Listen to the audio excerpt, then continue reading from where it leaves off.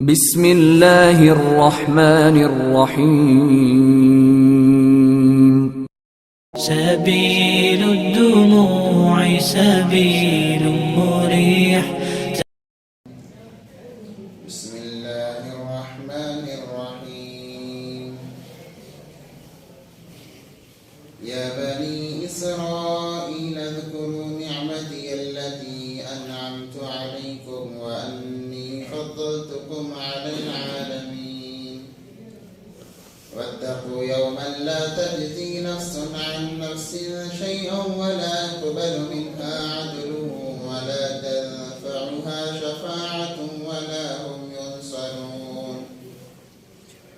وإذ ابتلى إبراهيم ربه بكلمات فأتمهن قال إني جاعلك للناس إماما قال ومن ذريتي قال لا ينال عهد الظالمين. وإذ جعلنا البيت مثابة للناس وأمنا واتخذوا من مقام إبراهيم مصلى فعهدنا إلى إبراهيم وإسماعيل أن طهرا بيتي للطائفين والعاكفين والركع السجود. وإذ قال إبراهيم رب اجعل هذا بلدا آمنا وارزق أهله من الثمرات من آمن منهم بالله واليوم الآخر قال ومن كفر فأمتعه قليلا ثم أضطره إلى عذاب النار وبئس المصير. وإذ يرفع إبراهيم القواعد من البيت وإسماعيل ربنا تقبل منا إنك أنت السميع العليم ربنا واجعلنا مسلمين لك ومن ذريتنا أمة مسلمة لك وأرنا مناسكنا وتب علينا إنك أنت التواب الرحيم. ربنا وابعث فيهم رسولا منهم يتلو عليهم آياتك ويعلمهم الكتاب والحكمة ويزكيهم إنك أنت العزيز الحكيم. صدق الله العظيم.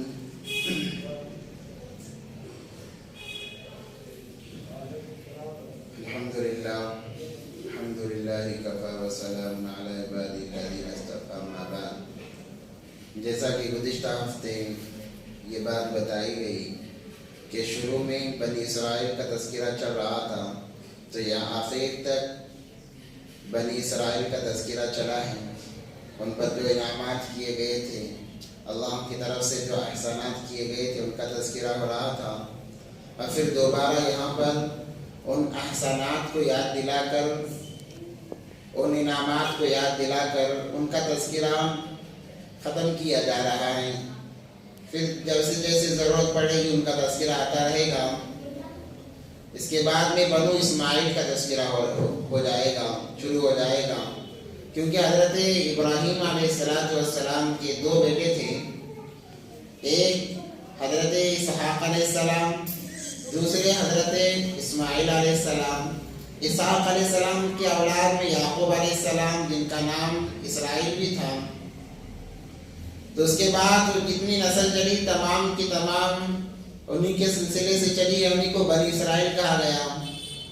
بنی اسماعیل کا تذکرہ اس کے اندر نہیں آیا. اب یہاں سے بنو اسماعیل کا تذکرہ ہوگا جو دوسرے فرزند جنہیں حضرت اسماعیل علیہ السلام کہا گیا. الغرض یاد کرایا گیا، اللہ نے فرمایا کہ بنی اسرائیل یاد کرو ان نعمتوں کو جو ہم نے تم پر کی ہیں اور ہم نے تمہیں فضیلت بخشی ہے تمام عالمین پر. یعنی تمہارے درمیان نبی بھیجے گئے، تمہارے درمیان رسول بھیجے گئے. نبی اور رسول کا آنا یہ تمہارے لیے فضیلت تھی تمام لوگوں پر. اور پھر کہا کہ ڈرو واتقوا یوما لا تجزی، ڈرو اس دن سے جس دن کوئی کسی کا ساتھ دینے والا نہ ہوگا. وَلَا يُقْبَلُ مِنْهَا عَدْلٌ، اور کسی کا عوض قبول نہیں کیا جائے گا کہ چلو کچھ دے کر معاملہ رفع دفع کر لیا جائے میدان محشر میں. کسی کا کوئی وہاں نہ عذر چلے گا نہ لین دین کا معاملہ، جیسے کہ آج کل دنیا میں ہوتا ہے. ہر بڑے کے دربار میں کچھ لے دے کے معاملہ طے کیا جاتا ہے، ہر معاملے لے دے کے طے کیے جاتے ہیں. ویسے کل قیامت کے دن میدان محشر میں کوئی معاملہ نہیں ہوگا، لینا دینا کچھ نہیں. جیسے اعمال ہوں گے ویسا فیصلہ ہوگا. وَلَا تَنْفَعُهَا شَفَاعَةٌ، اور نہ کسی کی شفاعت قبول کی جائے گی کہ یہ میرا بیٹا ہے، میں نے یہ کام کیا، فلاں کام کیا، میرے بیٹے کو کامیابی دی جائے، میرے بیٹے کو جنت دی جائے. سفارش میں نہیں چلے گی. وَلَا هُمْ يُنصَرُونَ، اور کوئی کسی کا مددگار بھی نہیں ہوگا. جب ہر ایک کو اپنی پڑی ہوگی، جیسے سورہ عبس کے اندر اللہ نے فرمایا یوم یفر المرء من اخیہ وامہ وابیہ وصاحبتہ وبنیہ، ہر ایک کو جب اپنی پڑی ہوئی ہوگی تو کوئی کسی کی کیا مدد کرے گا؟ ہر ایک یہ چاہے گا کہ مجھ پر رحم ہو جائے، مجھ پر کرم ہو جائے، میرا بیڑا پار ہو جائے، میں کامیاب ہو جاؤں. تو دوسرے کی مدد کا کوئی سوچے گا بھی نہیں. اسی لیے اللہ نے فرمایا کہ بھاگیں گے ایک دوسرے کو دیکھ کر. باپ بیٹے سے بھاگے گا، بیٹا باپ سے بھاگے گا، بیٹی ماں سے بھاگے گی، ماں بیٹی سے بھاگے گی. کیوں؟ دنیا کی جو وفاداریاں تھیں ان کا صلہ دے کر لوگ نیکیاں مانگیں گے.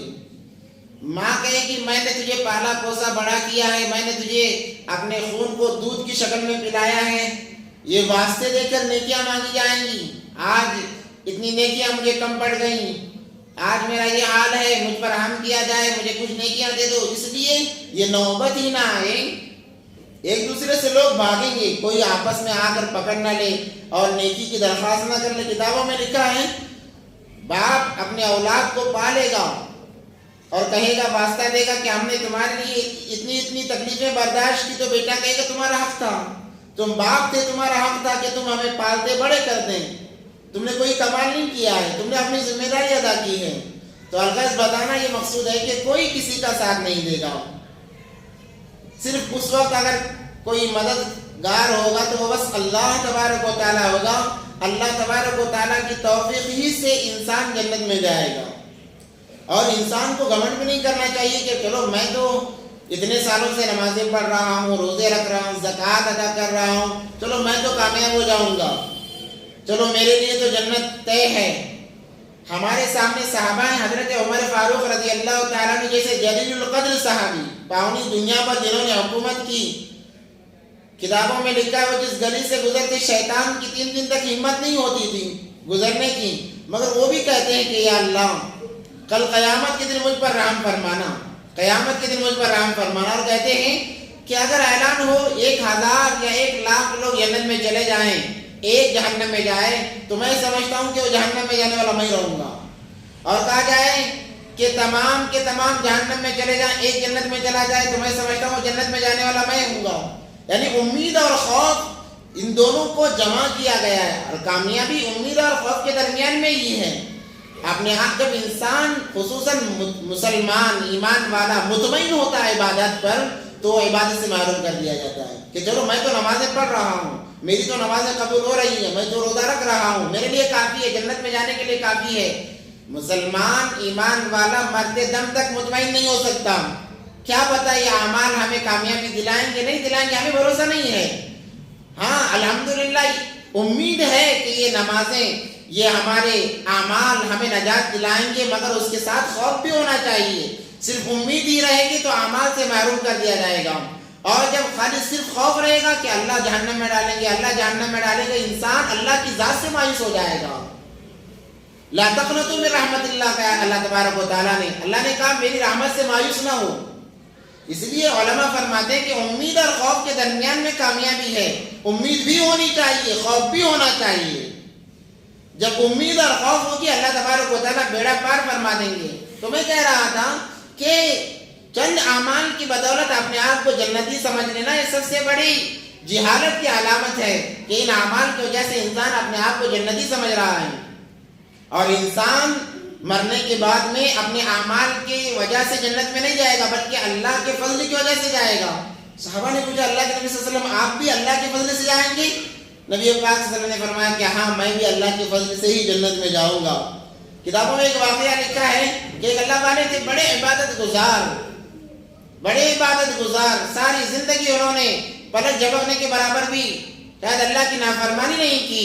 اللہ نے جب وہ انتقال کر گئے، اللہ نے کہا کہ میری رحمت سے انہیں جنت میں داخل کرایا جائے. تو انہوں نے کہا ہے اللہ میں نے اتنے سال عبادت کی ہے، روزے رکھے ہیں، نمازیں پڑھی ہے، تو پھر ان کا کیا ہو گیا؟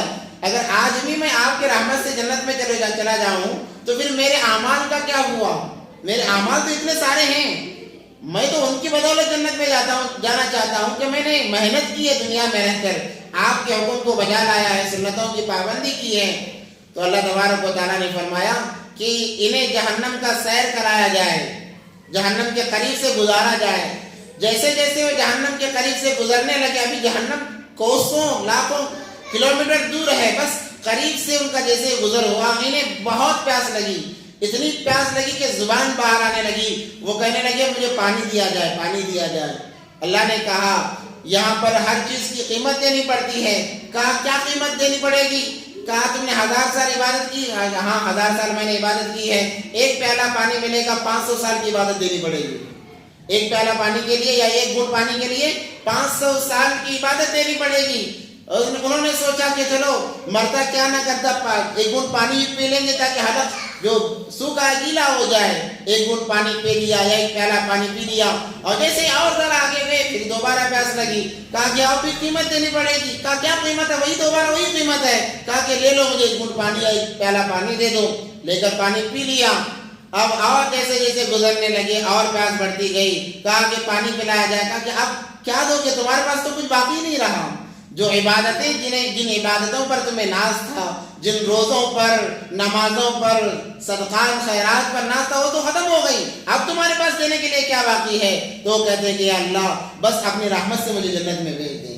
تو انسان اعمال کے بدولت جنت میں نہیں جائے گا بلکہ اللہ کی رحمت کے بدولت جائے گا. ہاں یہ سوچ کر ہمیں اعمال کرنا چھوڑنا نہیں چاہیے، بلکہ اعمال تو ضروری ہیں، یہ لازمی طور پر ہیں تاکہ اللہ ہم سے راضی رہے. جب اللہ راضی رہے گا تبھی تو اللہ کی رحمت ہماری طرف متوجہ ہوگی. جب اللہ ہی راضی نہیں تو اللہ کی رحمت کہاں سے متوجہ ہوگی؟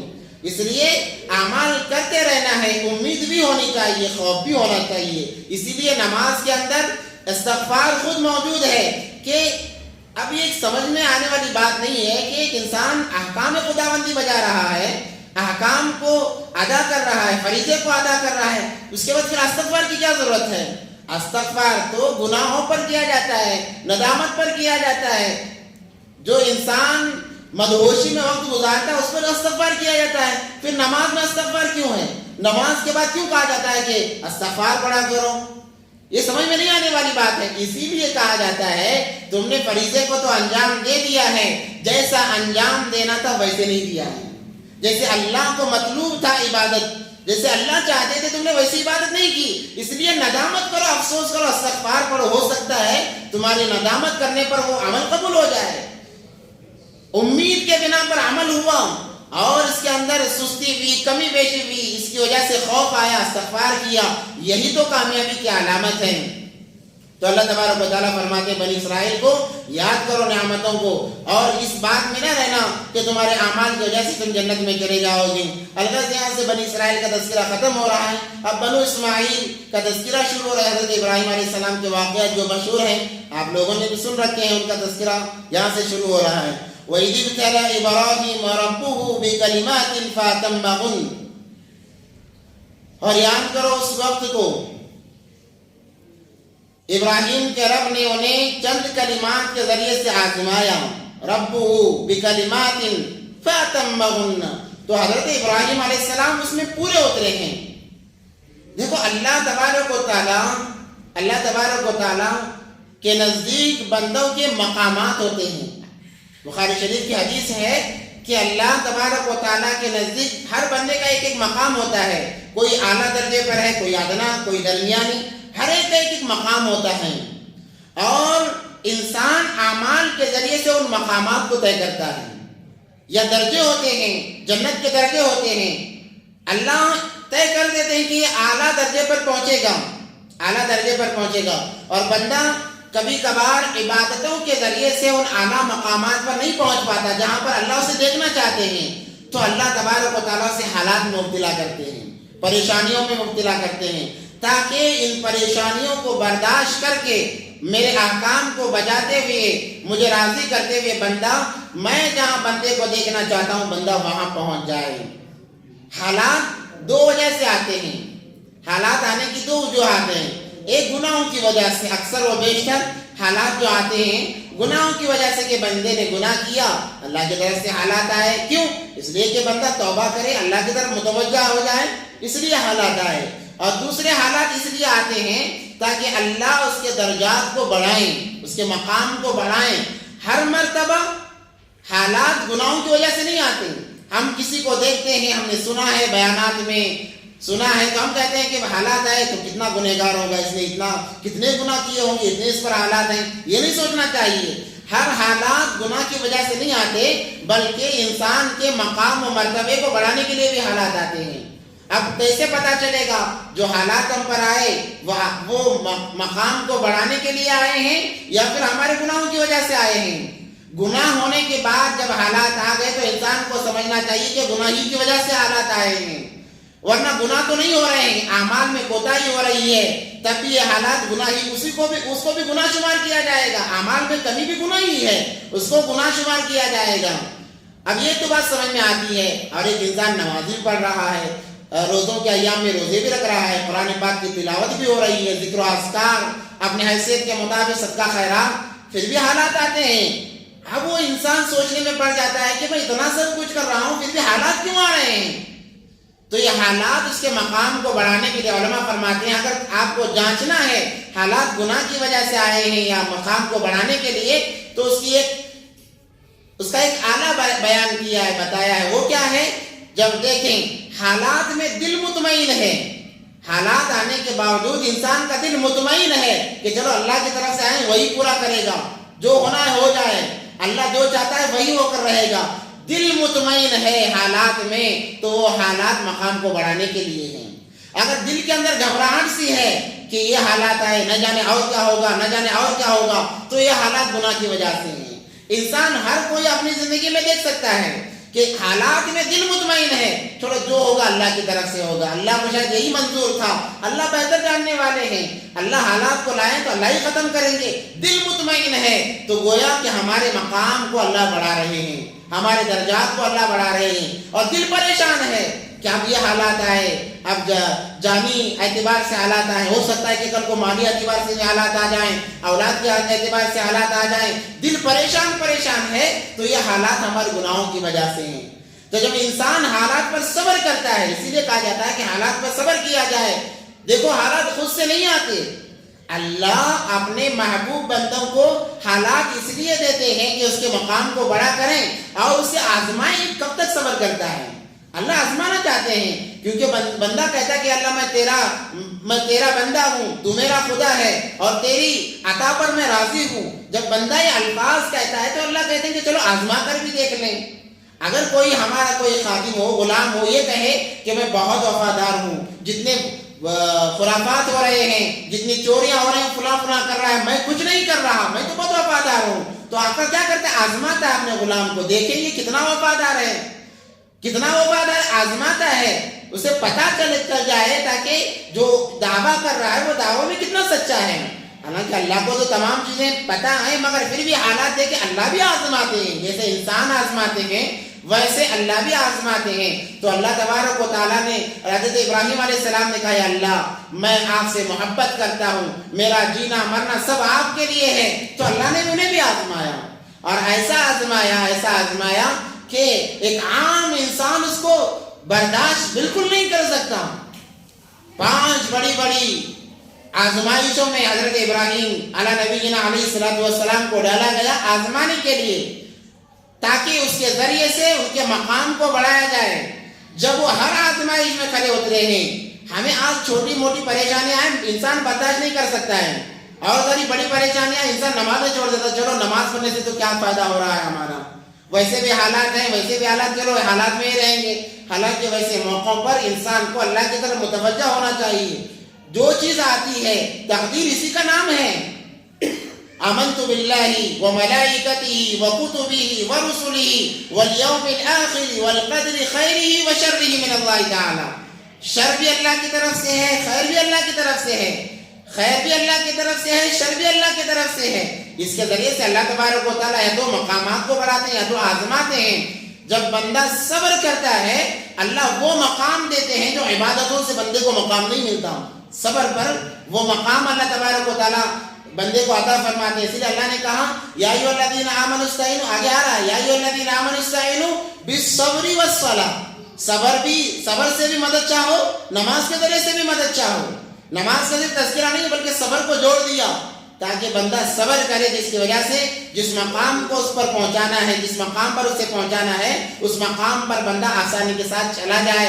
تو ابراہیم علیہ السلام کو اللہ تبارک و تعالیٰ نے آزمایا، اور ہر آزمائش کو حضرت ابراہیم علیہ السلام نے ایسے قبول کیا جو کہ عام انسان کے لیے یہ بات شیوا ہی نہیں دیتی، وہ کر ہی نہیں سکتا۔ ایسی آزمائشوں سے اللہ تبارک و تعالیٰ نے انہیں گزارا۔ پھر اللہ نے خود فرمایا فَأَتَمَّهُنَّ، وہ پورے کے پورے اترے۔ گویا کہ ہر امتحان میں حضرت ابراہیم علیہ السلام کامیاب ہو گئے۔ اب وہ کیا آزمائشیں تھی؟ ایک سب سے پہلے آزمائش وحدانیت کی تقدیر، وحدانیت کی، ایک اللہ کی طرف بلانے کی، کہ جس گھر میں حضرت ابراہیم علیہ السلام، کیونکہ آپ لوگوں نے واقعات بہت سنے ہیں، حضرت ابراہیم علیہ السلام کے واقعات بقرعید کے ایام میں مکمل وضاحت کے طور پر بیان کیے جاتے، اس لیے میں مختصر بتاتے چلوں گا کہ ان کی پیدائش ہوئی ایک بت والے کے گھر کے اندر۔ آزر جن کا نام ہے، ابراہیم علیہ السلام کے والد ہیں، وہ خود بت بناتے اور بازار میں لے جا کر بیچتے، اور گویا کہ وہ ایک مندر کے پجاری سمجھ لیجیے جہاں پر بتوں کو رکھا جاتا ہے۔ وہ خود ان کے باپ خود وہ تھے، بت بنانے والے تھے، اس کی پوجا کرانے والے تھے، جو لوگ آتے ان کے ذریعے سے پوجا کرائی جاتی تھی۔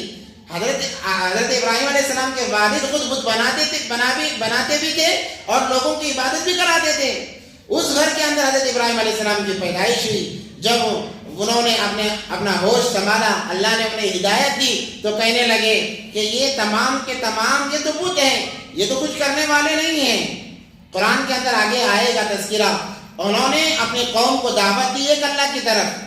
وہ ان کے اس وقت میں نمرود بادشاہ تھا، لوگ چاند کو پوچھتے، سورج کو پوچھتے، ستاروں کو پوچھتے، آگ کو پوچھتے، ہوا کو پوچھتے، بس جو چیزیں نظر آتی اس کی پوجا کرنے شروع کر دیتے۔ تو ابراہیم علیہ السلام نے ایک ایک وقت میں تمام کی اصلیت بتائی۔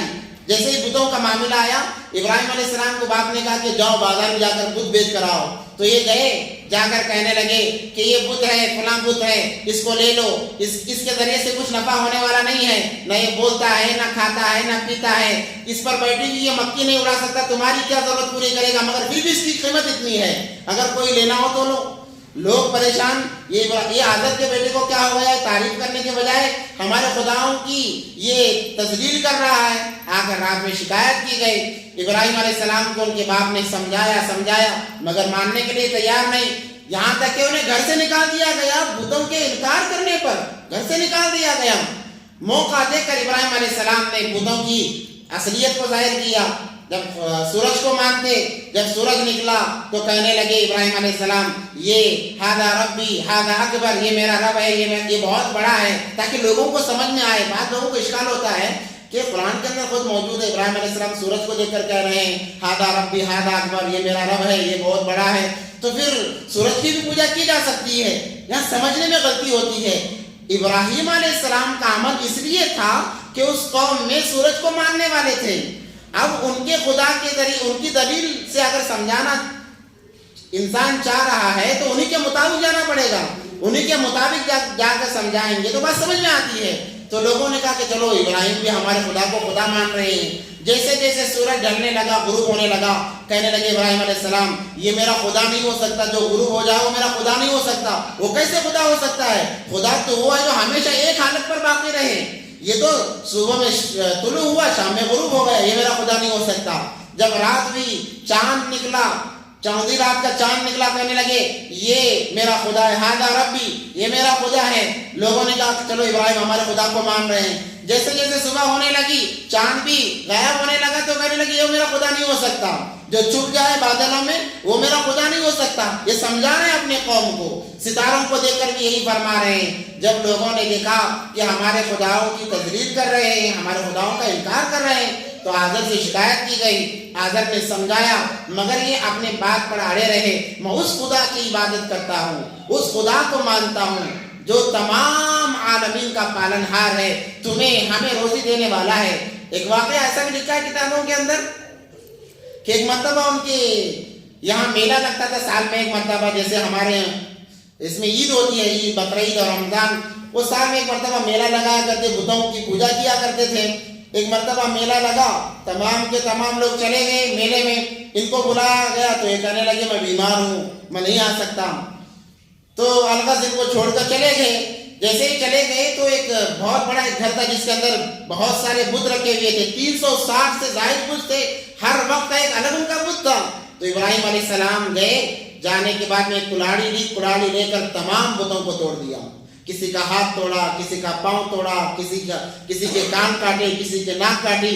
تمام کے کچھ نہ کچھ کاٹ کر کلاڑی بڑے بت کے کاندھے میں لٹا کر آ گئے. اب جیسے ہی لوگ آئے, اسے میلے سے آئے, ان کا ایک مزاج تھا کہ جاتے وقت میں بھی ان بتوں کا دیدار کرتے جاتے, آنے کے بعد سب سے پہلا کام وہی کرتے.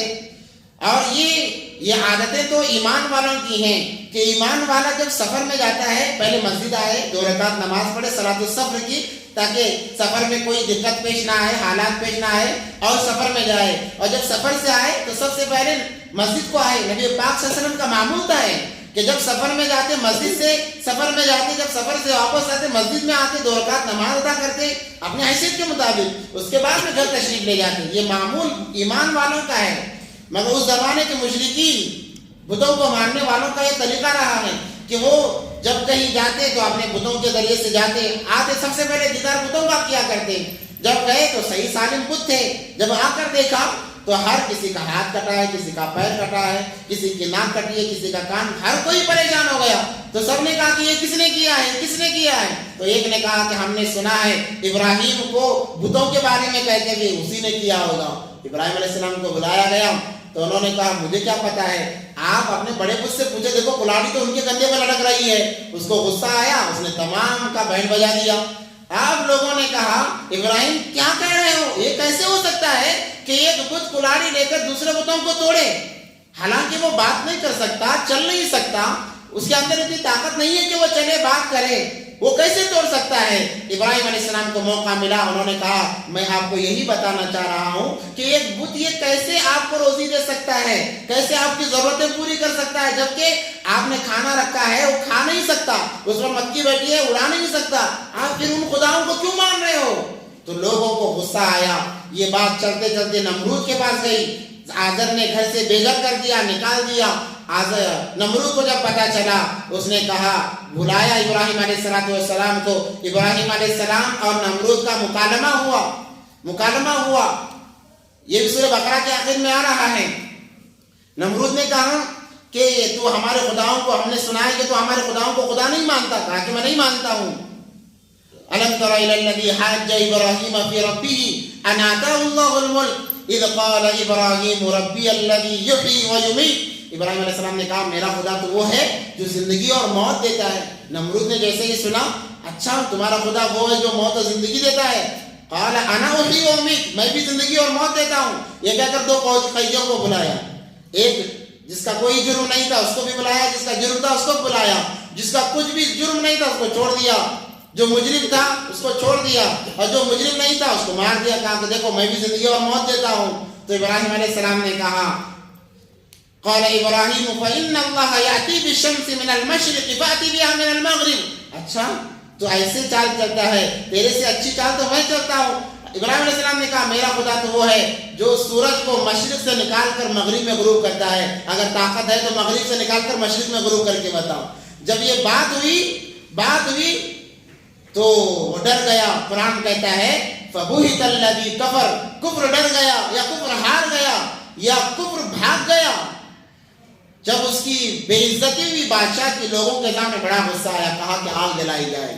ایک تو پہلا معاملہ خاندان والوں سے دور کر دیا گیا, گھر سے بے گھر کر دیا گیا. اب دوسرا نمرود کے ہاتھ میں جیسے ہی آئے تو بڑی آگ جلانے کا حکم دیا گیا. تمام لوگوں نے عبادت سمجھ کر حصہ لیا اور حضرت ابراہیم علیہ السلام کو آگ میں ڈالا گیا. مختصر عرض کر رہا ہوں, آگ میں ڈالا گیا تو ابراہیم علیہ السلام اس وقت میں بھی اس آزمائش میں بھی کھڑے اتر گئے. کہنے لگے جب ان کو آگ میں ڈالا جا رہا تھا, تفسیر ابن کثیر اور قرطبی کے اندر یہ لکھا ہوا ہے, جبرائیل علیہ السلام آئے, کہنے لگے اے ابراہیم علیہ السلام میں کچھ آپ کی مدد کر سکتا ہوں. اور دیگر فرشتے آئے, انہوں نے کہا تم خود آئے ہو, اللہ نے بھیجا ہے. کہا کہ ہم خود آئے ہیں تاکہ ہمارے ذریعے سے آپ کو کچھ مدد ہو جائے. تو انہوں نے کہا جو اللہ مجھے آگ میں ڈال رہا ہے وہ بہتر جاننے والا ہے, مجھے مدد کی ضرورت نہیں ہے. کیا ایمان تھا, کیا یقین تھا حضرت ابراہیم علیہ السلام کا. تو جب یہ معاملہ ہوا, اللہ نے کہا جبرائیل میں نے نہیں کہا تھا کہ یہ میرا خلیل ہے, میرا دوست ہے, یہ میرے علاوہ کسی کی مدد نہیں لے گا. اور ایسے ہی وہ کسی کی مدد نہیں لی, آگ میں جانا گوارا کر لیا, کیونکہ اسباب آگ میں جانے کے اللہ نے پیدا کیے ہیں. تو گویا اللہ اس پر راضی ہیں. وہ نبی تھے اور نبی کا ہر کام اللہ کی طرف سے ہوتا ہے. تو انہوں نے کہا کہ اللہ اس بات پر راضی ہے کہ میں آگ میں چلا جاؤں, تو پھر میں کیوں انکار کروں, جو مجھے آگ میں بھیج رہا ہے وہی میری حفاظت کر سکتا ہے. تو اللہ نے آگ کا حکم دیا, یا نار کونی بردا, آگ سلامتی کے ساتھ ٹھنڈی ہو جا. علماء فرماتے ہیں اگر صرف یا نار کونی بردا اگر کہا جاتا کہ ٹھنڈی ہو جا تو برف بن جاتی آگ, مگر اللہ نے کہا سلامن علی ابراہیم, ابراہیم کے لیے سلامتی کے ساتھ ٹھنڈی ہو جاؤ. چونکہ یہ حکم عام تھا, علماء فرماتے ہیں اس لیے اس وقت میں دنیا میں جتنی آگ تھی تمام کی تمام ٹھنڈی ہو گئی کہ آگ کے اندر انسان ہاتھ بھی ڈالتا تو وہ جلاتی نہیں, کیونکہ اللہ کا حکم آیا ہے. دیگر مخلوقات, اس سے ایک بات نقطہ نکالتے ہیں علماء کرام کہ دیگر مخلوقات انسان اور جنات کے علاوہ ایسی ہیں کہ جب اللہ کا کوئی حکم آتا ہے وہ پلک جھپکنے کے برابر بھی تاخیر نہیں کرتی, بجا لاتی ہیں. ایک انسان اور جنات ہی ہے جو اس احکام کو بجا لانے میں بھی سوچتا ہے کہ کروں یا نہ کروں. اللہ نے کہا نماز پڑھو, سوچتا ہے کہ پڑھوں یا نہ پڑھوں. کہا اللہ نے روزہ رکھو, وہ سوچتا ہے کہ روزہ رکھوں یا نہ رکھوں. اگر میرا فائدہ نظر آ رہا ہے, اگر ڈاکٹر کہہ دے, اسی کے بالمقابل ڈاکٹر کہہ دے کہ تمہیں ایک مہینہ بھوکا رہنا پڑے گا, اگر کھاؤ گے تمہاری جان جا سکتی ہے یا تمہاری صحت کے اوپر افیکٹ ہو سکتا ہے, تو انسان ایک گھٹ پانی بھی نہیں پیے گا. انسان جب تک ڈاکٹر نہ کہے ایک گھٹ پانی بھی نہیں پیے گا, کیونکہ ڈاکٹر نے بتایا ہے. مگر ہمارا ایمان اتنا کمزور ہے کہ آج طبیب ڈاکٹروں کی بات کی اہمیت ہمارے پاس ہے, اللہ اس کے رسول اللہ صلی اللہ علیہ وسلم کی باتوں کی اہمیت کوئی نہیں ہے. یہ معاملہ ہمارے ایمان کے ساتھ میں ہے. اللہ ہم تمام کی حفاظت فرمائے. تو آگ کے اندر ڈالا گیا, آگ ٹھنڈی ہو گئی, وہ آزمائش ہوئی. اس کے بعد میں اولاد نہیں تھی, اولاد اللہ سے مانگتے رہے. 80 سال کی عمر میں اولاد ہوئی. جب بچہ پیدا ہو گیا تو محبت کو نچھاور کرنا تھا. اللہ نے کہا کہ جاؤ, جا کر بیابان میں چھوڑ کر آؤ, جنگل بیابان میں. ایران سے ملک شام سے پھر مکہ مکرمہ کی طرف جاؤ اور ایسی جگہ چھوڑو جہاں پر نہ پانی کا نام و نشان ہے, نہ انسانوں کا نام و نشان ہے. چٹیل میدان, بالکل میدان, بڑے بڑے کالے کالے پہاڑ, اس کے علاوہ کوسوں میلوں میل تک کوئی انسان کا نام و نشان نہیں ہے. اللہ نے کہا کہ بیوی اور بچوں کو وہاں چھوڑ کر آؤ. جیسے یہ حکم ملا, بغیر چوچا کے ابراہیم علیہ السلام مان لیے. جبرائیل علیہ السلام کے ذریعے سے انہیں پہنچا دیا گیا اور اللہ نے کہا چھوڑ کر واپس آ جانا, بات بھی نہیں کرنا. اور چھوڑنے کے بعد فوراً نکل گئے, بتایا بھی نہیں کہ مجھے اللہ نے کہا ہے میں چھوڑ رہا ہوں. بس جو توشا, چھوٹا موٹا جو توشا تھا وہ ساتھ میں چھوڑ دیا اور نکل کر آ گئے. بیوی حاجرہ نے پوچھا کہ اللہ کا حکم کا صرف منڈی ہلائی ہے. اتنا منڈی ہلا کر وہ نکل گئے اور پہاڑ کے اونٹ میں جا کر دعا کی کہ اللہ میں اپنی بیوی بچے کو تیرے حوالے کر کے جا رہا ہوں, تو ان کا نگہبان بن جا, تو ان کا ہمدرد اور ہم سفر بن جائے. یہ دعا کر کے وہاں سے چلے گئے. تو یہ آزمائش کہ اتنے بڑھاپے کی عمر میں اولاد دی, جب جی بھر کر اولاد کو دیکھا بھی نہیں تو پھر ان کو چھوڑنے کا حکم ملا. تو یہ بھی امتحان کے اندر کامیاب ہو گئے. اور جب بچہ بڑا ہوا, ذرا چلنے کے قابل ہوا, ابا کہہ کر پکارنے لگا. ہمارے ایک اندر ایک مزاج, ایک رواج چلا ہوا ہے کہ جب بیٹا پہلی مرتبہ ابا یا اماں کہتا ہے تو پارٹی کرتے ہیں کہ پہلی مرتبہ بچے نے ابا کہا ہے. ارے پارٹی تو اس وقت میں ہوتی جب بچہ اللہ کہتا, لا الہ الا اللہ کہتا. اگر اس کو رسم بنایا جاتا تو بہترین رسم تھی. یعنی دیکھو بدعت کے اندر بدعت سیئہ ہے, یعنی بری بدعت حسنہ بھی ہے. یعنی دین کے اندر یہ پہلے چیزیں نہیں تھی مگر اب آ گئی, جسے بدعت حسنہ کہتے ہیں. آج رواج کیا ہے؟ بدعت سیاح کہ بچہ ابا کہتا ہے کہ میرے بچے نے مجھے ابا کہا چلو کھانا پکاؤ، دیکھ پکاؤ، ان کو بلاؤ ان کو بلاؤ. یہ بدعت سیاح ہے، بری بدعت ہے، یہ ناقدر ہے، فضول خرچی ہے. ہاں اگر اسی کو آپ کرتے، حالانکہ ضروری نہیں ہے، میں کہہ رہا ہوں بس. علماء کہتے ہیں کہ جب برائی کی طرف جا کر اپنے مال کو، ایمان کو برباد کرتے ہو تو چلو اچھائی کی طرف کچھ مال خرچ کر لو، کیا نقصان ہونے والا ہے. اور بچوں کو یہ سکھاتے، اللہ سکھاتے، لا الہ الا اللہ سکھاتے. حدیث میں آیا ہے کہ جب بچہ بات کرنے کے قریب پہنچ رہا ہے، یعنی اس کے سامنے اللہ کا تذکرہ کیا جائے، اللہ کا نام لیا جائے، اللہ کا نام لیا جائے، اللہ کا نام لیا جائے، جب وہ بات کرنے کی طاقت رکھے گا، قدرت اس کے اندر جب آئے گی تو پہلے اس کی زبان پر اللہ ہی نکلے گا. تو جب پہلے مرتبہ اللہ نکلا تو چلو ایک حساب سے، حالانکہ ایسا کرنا نہیں چاہیے، پھر چلو اس کو بھی رواج بنا لیں گے. مفتی صاحب نے کہا کہ اس کو دعوت کر سکتے، چلو اس میں بھی، کیونکہ ہمارے لوگ بس دعوتوں میں بہت مشہور ہیں، ہر چیز میں کھانے کا سوچتا ہے ہمارے لوگوں کو.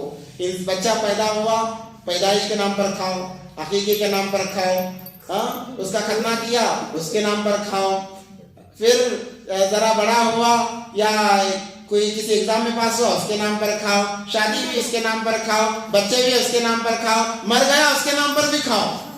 بس ہمارے لوگوں کو کھانے کے علاوہ کچھ سوچتا ہی نہیں ہے. باپ وہ بیچارہ مر کر مٹی کے حوالے ہو جاتا ہے، اب 10 دن پہ اس کے نام پہ کھا رہے ہیں، پھر چلے پہ اس کے نام پہ کھا رہے ہیں، پھر برسی پہ اس کے نام پہ کھا رہے ہیں. ارے کتنا کھائے گا، اتنا سا پیٹ ہے، انسان کتنا کھائے گا. اللہ ہم سب کی حفاظت فرمائے. بس ہمارے لوگوں کو کھانے کا سوچتا ہے. اس لیے میں بتا رہا ہوں کہ برائی کی طرف جانے سے اچھا ہے کہ چلو میرے بچے نے اللہ کہا ہے، جب اس کی زبان سے پہلا لفظ اللہ نکلا ہے تو اس خوشی میں کچھ غریبوں میں صدقہ کر دیتا ہوں، یا کچھ غریبوں کو کپڑا پہنا دیتا ہوں، یا انہیں کھانا کھلا دیتا ہوں. دیکھو کھانا کھلانے کا جہاں تک معاملہ ہے اس پر تو عمل زیادہ ہوتا ہے، مگر احادیث کو دیکھا جائے تو کھانا صرف غریبوں کو کھلانے کا حکم ہے. کھانا جو کھلایا جاتا ہے وہ غریبوں کے لیے ہے. مگر ہم کیا کرتے ہیں، اپنے دوست احباب کو، مالداروں کو بلاتے ہیں، اس میں وابا کے نام کے لیے ان کو کھلا کر بھیج دیتے ہیں، کوئی ثواب نہیں ملے گا. کھانا جو کھلانے کا جہاں معاملہ آتا ہے وہ غربا ہیں، غریب ہیں. اگر مالداروں کو کھلاؤ گے غریبوں کا حق مار رہے ہو. وہ ایسا ہی ہوا کہ زکوٰۃ غریبوں کو دینی چاہیے، صدقہ خیرات آپ اٹھا کر مالدار کو دے رہے ہو کہ میرا نام ان کے سامنے اچھا رہے، وہ مجھے اچھا سمجھے. ایک تو قبول بھی نہیں، دوسرا اجر بھی نہیں ہے. جہاں تک کھلانے کا معاملہ ہے وہ غریب لوگوں کو کھلانا چاہیے. تو جیسے ہی باپ ابا کہنے کے قابل ہوئے، باپ کے ہاتھ پکڑ کے چلنے کے قابل ہوئے، اللہ نے کہا تھا. اور یہ دیکھو ایک عجیب معاملہ اللہ کی آزمائش کا ایک عجیب معاملہ. ہر جو معاملہ تھا وحی کے ذریعے سے، یا تو پھر دلی وحی کے ذریعے سے، یا جبرائیل علیہ السلام کے ذریعے سے بتائی جا رہی تھی. مگر جہاں اسماعیل علیہ السلام کو ذبح کرنے کا معاملہ آیا، اللہ نے خواب میں بتایا کہ دیکھیں کتنا پکا ہے میری محبت میں. اگر جبرائیل علیہ السلام آ کر کہتے تو آزمائش میں کیا تھی؟ جبرائیل علیہ السلام آ کر کہتے کہ اللہ کہہ رہے ہیں آپ اپنے بچے کو ذبح کریں، یہ تو آزمائش کا کوئی سوال ہی نہیں پیدا ہوتا تھا. آزمائش تو تب ہوگی کہ بس اب اسی لیے کہتے ہیں عاشق اور معشوق کا جو مزاج ایک ہوتا ہے، وہ انداز بیاں سے معشوق پتہ کر لیتا ہے کہ یہ کیا کہنا چاہ رہا ہے. اسی لیے اکثر و بیشتر ہمارے نوجوان جب عشق میں پڑ جاتے ہیں تو وہ اشاروں کی زبان چلاتے ہیں، اشارے میں بات کرتے ہیں. وہ دوسروں کو پتہ نہیں چلتا، بس ان کے اشارے کرتے ہیں. وہ سمجھ لیتے ہیں کہ ہاں مجھے اتنے وقت میں فون کرنے کو کہہ رہا ہے، یا اتنے وقت میں اتنے بجے بلایا جا رہا ہے، یا فلاں جگہ. بس اشارے ہوتے ہیں، آواز پھر نہیں نکلتی، بس اشارے ہوتے ہیں. وہ ایک عشق کا انداز ہوتا ہے جس کی وجہ سے معشوق کے ہر ادا کو انسان پہچان لیتا ہے. تو اللہ تبارک و تعالیٰ بھی بندوں سے محبت کرتے ہیں. اب یہ آزمائش ہو رہی ہے تو اللہ نے جبرائیل علیہ السلام کو نہیں بھیجا کہ دیکھیں کتنی محبت کرتا ہے، اللہ نے خواب میں دکھایا. اسی لیے کہتے ہیں خواب، نبیوں کا خواب تو سچا ہی ہوتا ہے، بلکہ مسلمانوں کا خواب نبوت کا 40واں حصہ ہوتا ہے. اس لیے خواب بھی اہل جوڑے کو بتانا نہیں چاہیے. میں نے خواب کے متعلق بھی چند باتیں کہی تھی کہ خواب ہر اہل جوڑے کو بتا دیا جاتا ہے، بعد میں اس کی بڑی پریشانیوں کا سامنا کرنا پڑتا ہے. اور خواب کبھی کبھار اللہ کی طرف سے بشارت ہوتے ہیں، آگاہ کرنے کے لیے خواب ہوتے ہیں. اللہ تبارک و تعالیٰ خوشخبری دینے کے لیے خواب دیتے ہیں. اس لیے کسی اہل گہرے کو خواب نہیں بتاؤ. اگر کوئی مل نہیں رہا ہے صحیح بتانے والا، خاموش رہ جاؤ، اللہ سے دعا کرو، کچھ صدقہ خیرات کرو. یا اللہ سمجھ میں نہیں آ رہا، کوئی صحیح ڈھنگ کا مل بھی نہیں رہا ہے، صدقہ خیرات کر دو. اگر برائی ہوگی اللہ ٹال دیں گے، اگر خیر ہوگا تو ہمارے حق میں قبول کیا جائے گا، مگر خواب اہل گھروں کو بتایا نہ جائے۔ اور خواب ہر ایک کا الگ الگ، ایک ہی خواب کی تعبیر نہیں ہوتی۔ نوجوان کے خواب کی تعبیر الگ ہوتی ہے، شادی شدہ کے خواب کی تعبیر الگ ہوتی ہے، عمر رسیدہ کے خواب کی تعبیر الگ ہوتی ہے، عورت کے خواب کی تعبیر الگ ہوتی ہے، مرد کے خواب کی تعبیر الگ ہوتی ہے۔ وہ تعبیرات کا جو علوم ہے، تعبیرات کے علوم ہیں، ان سے معلوم کیے جائیں گے۔ ایسے اہل گھروں کو اگر بتائیں گے تو جہاں خوشخبری کا معاملہ وہاں پر لینا دینا پڑے گا۔ کتابوں میں واقعہ لکھا ہے حضرت مولانا اشرف علی تھانوی رحمۃ اللہ علیہ نے کہ ایک آدمی کسی اللہ والے کے پاس آیا اور کہا کہ میں نے خواب کے اندر آگ دیکھا ہے۔ وہ ٹھنڈی کا زمانہ تھا، انہوں نے کہا کہ تمہارا جہاں چارپائی لگی ہے اس کے نیچے خزانہ ہے، جاؤ نکالو مزے کرو۔ وہ گیا، دیکھا خزانہ، کھودا، خزانہ ملا، مزے کرنے لگا۔ دوسرے کو پتا چلا، اسی خیال میں تھا تو اس کو بھی چند مہینوں یا سال کے بعد وہی خواب گرا، اور وہ گرمی کا زمانہ تھا۔ اس نے کہا کہ میں نے بھی آگ دیکھی ہے۔ کہا کہ پہلے جاؤ بیوی بچوں کو باہر نکالو، جو ضروری سامان ہے وہ بھی باہر نکالو، تمہارے گھر میں آگ لگنے والی ہے۔ اس نے کہا کیسی ناانصافی حضرت، ہو سکتا ہے اس کے پاس سے کچھ لیا ہوگا آپ نے۔ اس کو جب خواب گرا تو آپ نے بشارت دی، اور ہمیں جب خواب گرا تو ڈرا رہے ہو۔ انہوں نے کہا کہ اللہ کے بندے پہلے جاؤ تو صحیح، جا کر یہ کام کرو۔ وہ جیسے ہی آیا، آ کر بیوی بچوں کو نکالا، ضروری سامان نکال رہا تھا کہ آگ لگ گئی، گھر گر گیا۔ اب وہ پریشان کہ دونوں نے ایک خواب دیکھا ہے، مگر اس کی تعبیر الگ ہے، اس کی تعبیر الگ ہے۔ حالات کے اعتبار سے گرمیوں کے خواب کی تعبیر الگ ہوتی ہے، سردیوں کے خواب کی تعبیر الگ ہوتی ہے۔ وہ ایک فن ہے، وہ ایک علم ہے جس کی جانکاری بہت کم لوگوں کو پتہ چلتی ہے۔ اکثر و بیشتر اس علم سے ہماری قوم بہت دور ہوتی چلی جا رہی ہے، حالانکہ یہ بھی ایک علم ہے، اور اس کی بھی حقیقت ہے ہمارے دین اسلام کے اندر، اس کی بھی حقیقت ہے۔ الغرض وہ دوسری بات ہے، ورنہ بات لمبی ہو جائے گی۔ حضرت ابراہیم علیہ السلام کو خواب آیا کہ وہ کیا دیکھ رہے ہیں۔ بعض علماء نے کہا کہ اپنے بیٹے کو ذبح کر رہے ہیں، بعض علماء یہ فرماتے ہیں کہ خواب میں کوئی کہنے والا کہہ رہا ہے کہ اللہ کے نام پر جو تمہیں سب سے زیادہ محبوب چیز ہے اس کو ذبح کرو۔ اب یہ اٹھ کر اونٹ ذبح کر رہے ہیں، 1 دن 2 دن 3 دن اونٹ ذبح کیے۔ جب چوتھے دن بھی وہی خواب گرا تو یہ سمجھ گئے کہ یہ خواب اونٹوں کے لیے نہیں آ رہا ہے، بلکہ جس کی محبت میرے دل میں زیادہ ہے، میری اولاد کے لیے آ رہا ہے۔ تو انہوں نے بغیر چو چرا کی، جیسے انہیں معلوم پڑ گیا کہ اللہ کی منشا تو یہ ہے، انہوں نے بغیر چو چرا کیے۔ ایک تو اتنی بڑھاپے کی عمر میں اولاد ملی۔ اولاد ویسے ہی ہمارے اس امت کا فتنہ، نبی صلی اللہ علیہ وسلم نے فرمایا اس امت کا فتنہ مال اور اولاد ہے۔ اولاد اور مال کی وجہ سے انسان ایمان چھوڑ دیتا ہے، اور محبت انہی 2 چیزوں سے زیادہ ہوتی ہے۔ بغیر سوچے سمجھے کہا کہ چلو اللہ کی یہ منشا ہے، اس کو عمل کرنے کے لیے کھڑے ہو گئے، بلکہ باقاعدہ تیاری کر کے بچے کو لے کر چلنے لگے۔ جب شیطان نے دیکھا کہ ارے یہ تو خواب میں جو بتایا جا رہا ہے اس کو بھی نہیں چھوڑ رہا، ویسے تو ہر عمل میں کھرا اتر رہا ہے، کامیاب ہو رہا ہے، خواب جب آیا اس کو بھی حقیقت مان کے کر رہا ہے، تو شیطان سب سے پہلا گیا بی بی ہاجرہ کے پاس اور انہیں بہکانے کی کوشش کی۔ جب انہوں نے نہ مانا، آیا بچے کے پاس میں، اسماعیل علیہ السلام کے پاس میں، رمی جمرات جسے کہتے ہیں کہ حاجی جا کر کنکریاں جہاں مارتے ہیں، 3 جگہ پر کنکریاں مارتے ہیں، یہ 3 وہی جگہ ہیں۔ سب سے پہلے حضرت حاجرہ، اس کے بعد اسماعیل علیہ السلام، اس کے بعد حضرت ابراہیم علیہ السلام نے اسے بھگایا، بھاگ یہاں سے، تو شیطان مردود ہے یہ کہہ کر قیامت تک کے لیے وہ سنت قائم رہی ابراہیم علیہ السلام کی۔ تو اس کے اندر بھی حضرت ابراہیم علیہ السلام کامیاب ہو گئے۔ تو اللہ تبارک و تعالیٰ نے جب یہ تمام آزمائشوں میں کامیاب ہو گئے، اللہ نے تمام چیزوں سے آزما لیا، تو اللہ نے کہا انی جاعلک للناس اماما، میں تمہیں پوری امت کا امام بناؤں گا، پیشوا بناؤں گا۔ قال، اللہ نے فرمایا انی جاعلک للناس اماما، ابراہیم میں تمہیں پوری ذریت کا امام یعنی بڑا بناؤں گا۔ آج جو جتنے بھی فرقے ہیں، فرقہ باطلہ جسے کہتے ہیں، یہود و نصارہ یا مشرکین مکہ جتنے بھی ہیں، وہ تمام ابراہیم علیہ السلام کو مانتے ہیں۔ اسی لیے جد امجد نے کہا گیا ہے دینی اعتبار سے، یہود بھی کہتے ہیں ہم ابراہیم علیہ السلام کے طریقے پر ہیں، نصرانی بھی کہتے ہیں ہم ابراہیم علیہ السلام کے طریقے پر ہیں، حالانکہ مکے کے یہ مشرکین بھی کہتے ہیں ہم ابراہیم علیہ السلام کے طریقے پر ہیں۔ ہر کوئی ابراہیم علیہ السلام کے دین کو مانتا ہے، کیونکہ اللہ نے کہا کہ میں نے تمہیں امت کا پوری انسانیت کا میں نے تمہیں امام بنایا ہے۔ آپ یہودیوں کے پاس جا کر دیکھو، کسی نبی کا نام لیں یا نہ لیں، مگر ابراہیم کا نام ابراہام کے نام سے لیں گے، یہ قرات ابراہم بھی پڑھا جا سکتا ہے، البتہ دوسری بات ہے، مگر وہ ابراہم کے نام سے ابراہیم علیہ السلام کو مانتے ہیں، نصارہ بھی ابراہیم علیہ السلام کو مانتے ہیں، یہود مشرکین بھی ان کو مانتے تھے، تو تمام کا امام بنایا اللہ تبارک و تعالیٰ نے۔ جیسے ہی اللہ نے کہا کہ میں تمام ذریت کا آپ کو امام بناؤں گا، قال ابراہیم علیہ السلام نے فرمایا ومن ذریتی، اور میری اولاد میں سے، کیا صرف آپ مجھے انسانیت کا امام بنائیں گے یا میرے اولاد کو بھی بنائیں گے؟ ابراہیم علیہ السلام نے کہا۔ اللہ تبارک و تعالیٰ فرماتے ہیں قال لا ینال عہد الظالمین، میرا یہ فرمان ظالمین کے لیے نہیں ہے، جو زیادتی کرنے والے ہیں، جو ظلم کرنے والے، میری نافرمان کرنے والے ہیں، ان کے لیے میرا وعدہ نہیں ہے۔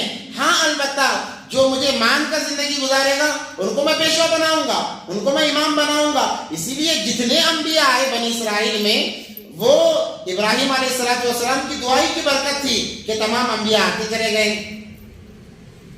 وَإِذْ جَعَلْنَا الْبَيْتَ مَثَابَةً لِلنَّاسِ وَأَمْنًا، اور جب ہم نے اس گھر کو جمع ہونے کی جگہ بنایا، لوگوں کے جمع ہونے کی جگہ بنایا، اور امانت کی جگہ، امن و امان کی جگہ بنایا۔ بیت اللہ کا تذکرہ ہو رہا ہے، بیت اللہ کا تذکرہ ہو رہا ہے۔ وَإِذْ جَعَلْنَا الْبَيْتَ، اور اس گھر کو ہم نے بنایا مثابہ، جمع ہونے کی جگہ، کس کے لیے؟ لوگوں کے لیے، للناس وَأَمْنًا، اور امن و امان کی جگہ۔ دنیا کے اندر سب سے امن و امان کی جو جگہ ہے وہ کعبۃ اللہ ہے، اس لیے کعبۃ اللہ کے اندر انسان شکار بھی نہیں کر سکتا، کسی جانور کو نہیں مار، یہاں تک کہ جو آدھی جاتے ہیں کیا کہا جاتا ہے کہ بال بھی نہ نکالیں، ناخن بھی نہ کاٹیں، کچھ بھی نہیں کر سکتا، کہ امن کی جگہ ہے۔ مثابۃ للناس وامنا، اور سب سے پہلا وہ گھر ہے ان اول بیت وضع للناس للذی ببکۃ مبارک وہدی للعالمین، کہ اللہ تبارک و تعالیٰ نے سب سے پہلا گھر اپنا گھر یعنی کعبۃ اللہ کو بنایا ہے، اور وہ امن کی جگہ ہے، امن و امان کی جگہ ہے۔ اسی لیے کہا جاتا ہے کہ اگر کوئی وہاں گنہگار بھی جائیں، پہلے زمانے میں بھی جب اسلام عام نہیں تھا، مشرکین مکہ بھی اگر کوئی کسی کو قتل کر کے کعبۃ اللہ میں جاتا تو کعبۃ اللہ میں جا کر اسے بدلہ نہیں لیا جاتا تھا، بلکہ انتظار کیا جاتا جب وہ کعبۃ اللہ سے نکل کر آتا تب اس سے بدلہ لیا جاتا تھا۔ کعبۃ اللہ کے اندر جا کر بدلہ نہیں لے سکتے، بہت بڑا گناہ ہے، بہت بڑا گناہ ہے۔ مگر اس کے باوجود بھی حجاج بن یوسف کا جب دور آیا، اس نے کعبۃ اللہ کے اندر خون خرابہ کیا ہے، اسی لیے تو اتنی بری موت مرا ہے، بہت بھیانک موت مرا ہے، کیونکہ اللہ نے اس جگہ کو امن کی جگہ بتایا ہے۔ اسی لیے ہمارے امام اعظم ابو حنیفہ رحمۃ اللہ علیہ فرماتے ہیں کہ اگر کوئی قتل کر کے کعبۃ اللہ میں چلا جائے، وہاں جا کر اسے قتل نہیں کیا جائے گا، بلکہ اسے باہر آنے پر مجبور کیا جائے گا، اور مجبور باہر رہ کر کریں گے، اندر جا کر نہیں۔ باہر رہ کر آپ مجبور کر سکتے ہو تاکہ وہ مجبور آ جائے باہر آنے کے لیے، آپ اسے اندر جا کر کچھ بھی تکلیف نہیں دے سکتے، کیونکہ وہ امن کی جگہ ہے۔ اور اس امن کی جگہ میں اگر کوئی خرافات کرتا ہے تو اللہ کو بڑا غضب آتا ہے، غصہ آتا ہے۔ ابراہ کا واقعہ آپ نے سنا ہوگا، کعبۃ اللہ کو رہنے کے لیے آیا، کیسی بری موت مرا، امن کی جگہ کو ختم کرنے کے لیے آیا تھا، تو وہ امن کی جگہ ہے۔ اللہ نے فرمایا کعبۃ اللہ کو ہم نے امن کی جگہ بنایا، واتخذوا من مقام ابراہیم مصلی، نبی پاک صلی اللہ علیہ وسلم سے کہا جا رہا ہے کہ مقام ابراہیم کو مصلی کی جگہ بناؤ۔ جب انسان طواف کرتا ہے تو مقام ابراہیم پر آ کر نماز پڑھتا ہے، تاکہ اس کو 2 رکعت نفل کے طور پر نماز پڑھنا واجب قرار دیا گیا ہے کہ انسان وہاں پر 2 رکعت نفل کی نماز پڑھتا ہے۔ وَعَهِدْنَا، اور ہم نے وعدہ دیا إِلَىٰ إِبْرَاهِيمَ وَإِسْمَاعِيلَ، ابراہیم اور اسماعیل علیہ السلام سے کیا وعدہ لیا کہ أَن طَهِّرَا بَيْتِيَ لِلطَّائِفِينَ وَالْعَاكِفِينَ وَالرُّكَّعِ السُّجُودِ، کہ اس گھر کو بالکل پاک و صاف رکھے۔ اس لیے آج دنیا میں سب سے پاک و صاف اگر کوئی جگہ ہے تو اللہ کے گھر ہیں۔ ایک تو سب سے پہلے کعبۃ اللہ کہ روزانہ ہر 2 گھنٹے کے بعد وہاں پر صفائی ہوتی ہے، ایک دن کا بھی آپ کو نظر نہیں آئے گا۔ یہ اللہ تبارک و تعالیٰ نے حکم دیا کہ پاک صاف، اور اکثر و بیشتر مساجد کو پاک صاف رکھنے کا حکم اسی لیے کہا جاتا ہے۔ حضرت عمر فاروق رضی اللہ تعالیٰ عنہ دیوانے اور بچوں کو تو مسجد میں آنے سے اسی لیے روکا کرتے تھے کہ اگر پاگل آئیں گے تو سمجھ نہ ہونے کی وجہ سے مسجد کو گندا کریں گے، اگر بچے نہ آئیں گے تو لڑکپن کی وجہ سے مسجد کو گندا کر دیں گے، اس کی بے حرمتی ہو جائے گی، اس لیے روکنے کا حکم فرماتے تھے۔ اگرچہ کے بعد میں کہا کہ بچے اگر اپنے ذمہ داری کے ساتھ میں آتے ہیں، اپنے باپ کے ساتھ میں آتے ہیں، تو باپ پر یہ ذمہ داری ہے کہ ان کا ایسی ان کی تربیت کر کے لائے، ایسا سمجھا کر لائیں کہ بچے شور شرابہ نہ کریں مسجد کے اندر۔ یہ والد پر ذمہ داری ہے، کیونکہ اللہ کے گھر ہیں، تو اللہ نے کہا کہ گھر کو پاک و صاف بناؤ، کس لیے؟ للطائفین، طواف کرنے والوں کے لیے، عاکفین، اعتکاف کرنے والوں کے لیے، رکوع کرنے والوں کے لیے، سجدہ کرنے والوں کے لیے، ان لوگوں کے لیے اللہ نے کہا کہ میرے گھر کو پاک و صاف رکھا جائے۔ وَإِذْ قَالَ إِبْرَاهِيمُ رَبِّ اجْعَلْ هَذَا بَلَدًا، ابراہیم علیہ السلام نے دعا فرمائی کہ اے میرے پروردگار، اے ہمارے رب، اجعل هذا بلدا، اس شہر کو بنا، آمنا، امن والا، وارزق اہلہ من الثمرات، اور روزی دے پھلوں کے ذریعے سے، من آمن منہم باللہ والیوم الآخر، ایمان والوں کو جو تجھ پر اور آخرت کے دن پر ایمان لاتے ہیں۔ ابراہیم علیہ السلام کی دعا تھی کہ مکہ کی سرزمین میں کوئی چیز اگتی نہیں ہے، اور ابراہیم علیہ السلام نے ایک عجیب دعا کی ہے، کہا کہ اس شہر کو امن والا شہر بنا، یعنی مکہ کو امن کا شہر بنا، اور پھلوں کے ذریعے سے میری اولاد کو رزق دے۔ یہ نہیں کہا کہ یہاں پر باغات اگائے جائیں، یہ نہیں کہا کہ یہاں پر کاشتکاری کا نظام بنا، ایسا نہیں کہا، بلکہ پھلوں کے ذریعے سے میری اولاد کو رزق دے۔ علماء فرماتے ہیں وہاں کاشتکاری کا کوئی نظام نہیں مکہ کے اندر، مگر دنیا کا ہر قسم کا پھل آپ کو مکہ المکرمہ میں ملے گا، اور گویا کہ جو پھل کہیں نہیں ملتا وہ مکہ المکرمہ میں آپ کو مل جائے گا، اور اسی پھلوں کے ذریعے سے وہاں کے لوگوں کا، ان کی زندگی کا گزر بسر ہوتا ہے۔ یہ ابراہیم علیہ السلام کی دعا تھی کہ وہاں پر کوئی چیز اگتی نہیں ہے، مگر ہر اعتبار سے جو چیز کہیں نہیں ملتی مکہ المکرمہ کے اندر آپ کو مل جائے گی۔ یہ ابراہیم علیہ السلام کی دعا تھی، اور پھلوں کے اعتبار سے اتنے پھل کی وہاں بارش ہوتی رہتی ہے کہ دوسری جگہ وہ چیزیں دیکھنے میں نہیں ملتی۔ اور اللہ نے ابراہیم علیہ السلام نے فرمایا کن لوگوں کے لیے؟ جو تجھ پر ایمان لائیں، آخرت پر ایمان لائیں۔ اسے علماء فرماتے ہیں ابراہیم علیہ السلام نے اپنی دعا کو خاص رکھا ایمان والوں کے لیے، اس لیے مکہ کے اندر غیر ایمان والے نہیں ہیں، اسی لیے تو غیر ایمان والے نہیں، کیونکہ ابراہیم علیہ السلام نے اپنی دعا کے ذریعے سے خاص کر دیا ایمان والوں کے لیے، مومنین کے لیے۔ اس لیے آج بھی وہاں غیر ایمان والے کا داخلہ ممنوع ہے، کہ غیر ایمان والا جا نہیں سکتا وہاں پر، وہاں جانے کے لیے ایمان کا ہونا شرط ہے۔ قال ومن كفر فأمتعه، اللہ نے فرمایا ومن كفر فأمتعه قليلا ثم أضطره إلى عذاب النار، اللہ نے فرمایا جو میری نافرمانی کرتے ہیں، جو میری نافرمانی کرتے ہیں ان کو بھی میں دوں گا، مگر مختصر وقت کے لیے۔ اللہ نے کیا کہا؟ ان کو بھی دوں گا۔ ابراہیم علیہ السلام نے کہا کہ صرف ایمان والوں کو دو۔ اگر یہ حقیقی معنوں میں بات کو لیا جاتا تو آج غیر ایمان والا زندہ ہی نہیں رہ سکتا تھا بغیر کھائے، کیونکہ ان کی دعا تو خاص تھی مومنین کے لیے، مگر اللہ نے فرمایا ومن کفر فأمتعه قلیلا، جو انکار کرے گا میرا میں مختصر وقت کے لیے دوں گا، ثم أضطره، پھر انہیں پکڑا جائے گا، إلى عذاب النار، دھکیل دیا جائے گا عذاب کی طرف۔ یعنی غیر ایمان والوں کے لیے یہ دنیا کی جو راحتیں ہیں وہ مختصر طور پر ہیں، اس لیے کہا کہ حدیث میں آتا ہے الدنیا سجن المومن، دنیا مومن کے لیے قید خانہ ہے، سجن کہتے ہیں جیل کو، سجن المومن وجنت للکافر، اور غیروں کے لیے جنت ہے، غیروں کے لیے جنت ہے۔ اس سے کیا مراد ہے؟ کہ ان کے جو دل میں جو آتا ہے وہ دنیا میں کر سکتے ہیں، ان کے لیے وہ اپنے دین میں کہتے ہیں کہ ہر جو انسان اپنے دل میں آتا ہے وہ کر سکتا ہے، یہی ہماری جنت ہے۔ تو اللہ نے دنیا کو ان کے لیے جنت بنایا، وہ ہر جو مزہ کرنا دنیا میں کرتے ہیں، اس لیے اللہ نے انہیں تھوڑے وقت کے لیے مال بھی دیا ہے، عہدے بھی دیے ہیں، رتبے بھی دیے ہیں، وہ تھوڑے وقت کے لیے، مگر مسلمان کے لیے یہ چیز زیبا نہیں دیتی کہ وہ غیر ایمان والوں کو دیکھ کر کہے کہ کاش ہمارے سے اچھے تو غیر ایمان والے کہ وہ اتنی اچھی زندگی گزار رہے ہیں۔ یہ آس لگانا ایمان والوں کے لیے شیبہ نہیں دیتا اور جائز بھی نہیں ہے، کیونکہ ان کی جو خوشی ہے، راحت ہے، وہ مختصر وقت کے لیے ہے، اور ایمان والے کی جو خوشی وہ راحت ہے جنت کے اندر ہمیشہ کے لیے ہے۔ وَبِئْسَ الْمَصِيرُ، اور وہ بہت برا ٹھکانہ ہے۔ وَإِذْ يَرْفَعُ إِبْرَاهِيمُ الْقَوَاعِدَ مِنَ الْبَيْتِ وَإِسْمَاعِيلُ، اور یاد کرو اس وقت کو جب ابراہیم علیہ السلام اور اسماعیل علیہ السلام نے کعبۃ اللہ کی بنیاد اٹھائی۔ اب یہ بنیاد اٹھانے کا کیا معاملہ پیش آیا؟ جب حضرت ابراہیم علیہ السلام بی بی ہاجرہ اور اسماعیل علیہ السلام کو چھوڑ کر آ گئے تو شاہ ختم ہو گیا، کھانے پینے کی چیزیں ختم ہو گئی، اب پانی بھی نہیں ہے، کچھ بھی نہیں ہے، جنگل بیابان ہے، اندھیرا ہوتا تو انسان کا، اب انسان خود اپنا ہاتھ نہیں دیکھ سکتا تھا، ویسا بھیانک اندھیرا، اور ویسے میں صرف ایک عورت ہے اور ایک چھوٹا سا بچہ ہے، دودھ پیتا بچہ ہے۔ جب تمام توشہ ختم ہو گیا، پانی کے اور کھانے کے لالے پڑ گئے، بی بی ہاجرہ نے جب دیکھا کہ بچہ پیاس سے تڑپ رہا ہے، مرنے کے قریب ہو رہا ہے، تو ان سے رہا نہیں گیا.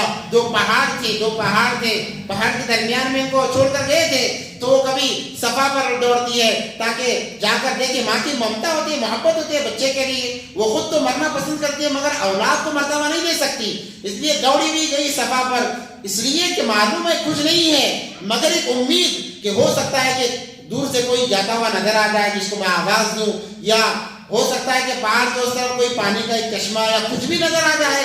صفا پر جا کر دیکھتی ہے، جب وہاں کچھ نظر نہیں آتا پھر دوڑتی ہوئی بچے کے پاس آتی ہے، پھر مروہ پہاڑی پر چڑھتی ہے اور وہاں پر دیکھتی ہے.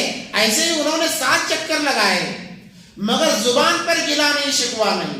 زبان پر نہ گلا ہے نہ شکوا ہے، فرط محبت کے اندر دوڑ لگائی جا رہی ہے. اللہ کو یہ ادا اتنی پسند آئی، اللہ نے جبرائیل علیہ السلام کو بھیجا کہ جاؤ اور ان کے لیے کوئی انتظام کرو. جب یہ صفا یا مروہ پہاڑ پر تھی تو دیکھا بچے کے پاس میں کچھ ہلچل ہو رہی، آہٹ ہو رہی، کیونکہ چھوٹا بچہ کیا بات کر سکتا ہے، نہ چل سکتا ہے، کچھ بھی نہیں کر سکتا. اگر وہاں پر آواز ہو رہی ہے تو ہو سکتا ہے میرے بچے کے جان کے لالے پڑ گئے ہوں، خطرہ ہو گیا. فوراً دوڑتی ہوئی آئی تو دیکھا ایک انسان کو، تو کہا تو کون ہے؟ کہا کہ میں اللہ کی طرف سے آیا ہوں، اللہ نے مجھے بھیجا ہے اور تمہارے لیے راحت کی بات ہے. تو جس جگہ حضرت اسماعیل علیہ السلام بھوک کے مارے، پیاس کے مارے ایڑیاں رگڑ رہے تھے، جبرائیل علیہ السلام نے اپنا پر مارا یا پیر مارا اور وہاں سے ایک پانی کا چشمہ نظر آیا، ابلنے لگا. بعض علماء فرماتے ہیں کہ وہ صفا یا مروہ پر تھی تو پانی نکلنے کا جو آواز ہوتا ہے وہ آواز آئی تو گویا کہ انہوں نے یہ سمجھا کہ کچھ حادثہ پیش ہے، دوڑ کر آئیں. جیسے ہی پانی کو دیکھا فوراً پانی پیا اور پانی جمع کر لیا اور ایک باندھ جیسا بنا دیا. چونکہ پانی اللہ کی طرف سے تھا، پانی وہ باندھ کو توڑ کر جانے لگا. تو یہ مدہوشی کے ان کے عالم میں یہ کہنے لگی زم زم زم زم، رک جاؤ. تو پانی رک گیا. علماء فرماتے ہیں نبی پاک صلی اللہ علیہ وسلم نے فرمایا کہ اگر بی بی ہاجرہ اس وقت میں زم زم نہ کہتی تو آج وہ کنویں کی شکل میں باقی نہیں رہتا بلکہ بڑی نہر بن جاتی، وہاں پر ایک بہت بڑی نہر بن جاتی. مگر یہ اللہ کا فضل تھا کہ ان کے ذریعے سے یہ الفاظ نکلے جسے آج ہم زمزم کہتے ہیں. اور اس کے فوائد میں بھی بہت ساری باتیں ہیں. انسان زمزم جب بات آئی ہے تو چند فوائد میں بتاتے آگے چلتا ہوں کہ زمزم کے پانی کے اندر اللہ تبارک و تعالیٰ نے شفا رکھی ہے. انسان بھوک کو دور کرنے کی نیت سے پیے گا، بھوک دور ہو جائے گی. بیماری شفا کی نیت سے پیے گا، بیماری ختم ہو جائے گی. انسان جس نیت سے آب زمزم کو پیتا ہے، زمزم کے پانی زمزم کو پیتا ہے، اللہ تبارک و تعالیٰ اس کے اندر کامیابی عطا فرما دیتے ہیں. اس کا طریقہ نبی پاک نے یہ فرمایا کہ زمزم کا پانی اور وضو کا بچا ہوا پانی کھڑے ہو کر پیا جائے، سر کھلا رہے. سر کھلا، کیونکہ حاجی جو جاتے ہیں احرام جب پہنتے ہیں تو سر کو کچھ نہیں ہوتا، تو اسی کے بعد مشابہ کہ سر کھلا رہے، قبلے کی طرف رکو، کھڑے ہو کر. یہ ایک ہی پانی ہے جو کھڑے ہو کر پینے کی اجازت دی گئی ہے. کھڑے ہو کر جو ہمیں جس چیز کی طلب ہے اس کی نیت کی جائے اور پیا جائے. اس لیے مریضوں کو بلکہ ہر گھر میں زمزم ہونا چاہیے، ہر گھر میں ہونا چاہیے. یہ خیر کا ایک ذریعہ ہے. آج ہمارے گھروں میں دنیاوی تمام چیزیں ہیں، بس یہی چیزیں نہیں ہیں جو ہمارے لیے ہدایت یا ہمارے لیے خیر کی جو چیزیں باعث ہیں. ان چیزوں کو چھوڑ کر ہر ایک چیز موجود ہے. ٹی وی خرافات بہت بڑی ہے، دیوار بس نہیں آ رہی ٹی وی کے لیے، اتنی بڑی ٹی وی ہے، ہر چیز موجود ہے. یہی علماء فرماتے ہیں کہ ہر گھر میں کھجور اور زمزم ہونا چاہیے. اور اللہ تبارک تعالیٰ ایسی تاثیر، آپ جتنے بھی بھوکے ہوں آپ کھجور، 1-2 کھجور اور تھوڑا سا زمزم پی لیں، آپ کی بھوک دور ہو جائے گی، احساس بھی نہیں ہوگا. اللہ نے تاثیر رکھی ہے. تو بی بی ہاجرہ نے جب دیکھا بڑی خوش ہوئی، اللہ نے ایک ذریعہ بنا دیا. تو ایک قبیلہ وہاں سے گزر رہا تھا، اتفاق سے گزر رہا تھا، جسے جرام کہتے ہیں بعض کتابوں میں. تو اس نے جب ایک پانی کے پرندے کو اڑتے ہوئے دیکھا تو کہا کہ یہ تو پانی کا پرندہ ہے، ایسی چٹیل میدان نہیں رہ سکتا، ہو سکتا ہے کہیں پانی کا نظام اللہ نے بنایا ہے. تو تلاش کرتے ہوئے آئے تو دیکھا تو یہاں پر پانی کا نظام بنا ہوا ہے. انہوں نے بی بی ہاجرہ سے اجازت چاہی کہ ہم یہاں رہنا چاہتے ہیں، بسیرا کرنا چاہتے ہیں. انہوں نے کہا اجازت تو ہے مگر پانی پر قبضہ ہمارا رہے گا. انہوں نے مان لیا. اس طرح سے وہاں آبادی بڑھتی گئی. جب آبادی بڑھتی گئی اللہ تبارک و تعالیٰ نے اپنی عبادت کے لیے، اے بچوں بات چلو، اپنی عبادت کے لیے، کیونکہ ابراہیم اسماعیل علیہ السلام بھی بڑے ہو چکے تھے، یہ تمام معاملات ہو چکے تھے. ابراہیم اور اسماعیل علیہ السلام کے ذریعے سے اللہ نے اپنا گھر بنایا، اسی کا تذکرہ ہو رہا ہے. وَإِذْ يَرْفَعُ، اور جب بلند کیا ابراہیم نے القواعد کے دن بنیاد کو، فاؤنڈیشن کو، फाउंडेशन को कहते हैं कवाइद। मिनल बैत व इस्माइल, इब्राहिम और इस्माइल अलैहिस्सलाम, इब्राहिम अलैहिस्सलाम मिस्त्री थे और इब्राहिम अलैहिस्सलाम तो मिस्त्री थे और इस्माइल अलैहिस्सलाम हेल्पर थे जो उनके हाथ नीचे काम करते थे। उन्होंने बुनियादें पहले ही से थी। काबतुल्लाह सबसे पहले बनाने वाले आदम अलैहिस्सलाम हैं। उससे पहले बाज़ किताबों में कि अल्लाह ने तामीर कराया फरिश्तों के जरिए से, उसके बाद में आदम अलैहिस्सलाम ने। जब तूफान नूह आया तो नूह अलैहिस्सलाम के तूफान के जरिए से वो ढक गया और मिट्टी चढ़ गई। तो जब इब्राहिम अलैहिस्सलाम उसको बनाने लगे तो जिब्राइल अलैहिस्सलाम के जरिए से उसकी बुनियादें बताई गई कि यहाँ पर ये बुनियादी हैं। तो उसी बुनियाद पर इन्होंने दीवारें चढ़ाई और जब घर बना दिया तो दुआ कर रहे हैं। देखो इससे पता ये चलता है कि हर अच्छा काम के बाद में दुआ करनी चाहिए। इसीलिए कहते हैं कि जब नमाज पढ़ो दुआ करो, कुरान पढ़ो दुआ करो, जिक्र करो दुआ करो, क्योंकि आपने अच्छा काम किया है तो उस अच्छे काम की कबूलियत के लिए भी और अपने लिए खैर के लिए भी दुआ करनी चाहिए। उन्होंने कहा रब्बना, ऐ हमारे परवरदिगार, तकब्बल मिन्ना, इस काम को हमारे लिए कबूल फरमा। इतना अच्छा काम किया, दुआ कैसे कर रहे हैं कि अल्लाह इस काम को कबूल फरमा। अल्लाह तो कबूल करेंगे ही क्योंकि अल्लाह ने हुक्म दिया बनाने का। उसके बावजूद भी आजिज़ी देखिए, इसलिए कहते हैं कि इंसान के अंदर आजिज़ी होनी चाहिए। अल्लाह के लिए आजिज़ी होनी चाहिए कि इंसान अपने आप को छोटा समझे। जब इंसान अपने आप को छोटा बनाएगा अल्लाह से औरों की नजरों में बड़ा बनाएगा। रब्बना तकब्बल मिन्ना इन्नका अंतस समीउल अलीम, यकीनन आप ज्यादा सुनने और जानने वाले हैं, आप हमारे इस काम को कबूल फरमा लीजिए। उलमा फरमाते हैं कि जब घर बन गया, इब्राहिम अलैहिस्सलाम ने कहा अल्लाह घर तो हो गया, यहाँ कोई आबादी नहीं है, लोग नहीं है, गिने चुने हैं, इस घर को कौन आबाद करेगा? तो अल्लाह तबारक व तआला ने कहा इब्राहिम तुम्हारा काम सिर्फ बनाना है, बनाकर ऐलान करना है तुम्हारा काम, आप ऐलान करो। तो इब्राहिम अलैहिस्सलाम ने देखा कि कोई तो नहीं है यहाँ पर, जंगल बियाबान कटियल मैदान, यहाँ कौन आएगा इबादत के लिए? अल्लाह ने कहा तुम्हारा काम आवाज देना है। तो इब्राहिम अलैहिस्सलाम ने बैतुल्लाह की तामीर के बाद में आवाज लगाई, जिसे आजान भी कह सकते हैं, बुलाया लोगों को।